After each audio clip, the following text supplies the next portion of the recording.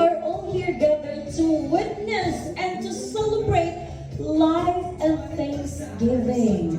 Ibig pong sabihin, we are here today to celebrate a person, to celebrate his birthday. And I know he is very much dear and close to each and every one of you. So that is why we are very happy that you are all here gathered to celebrate his day.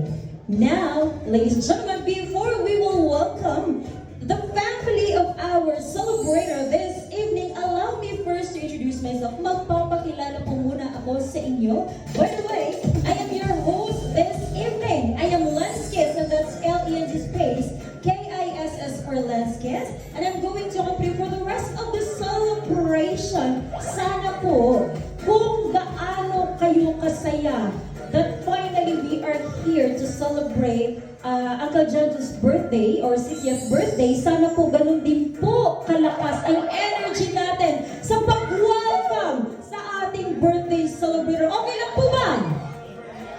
Wala, napalong lang. Wala yung ako, murag birthday ko. Sorry. Ayan. So ladies and gentlemen, let us all welcome first none other than the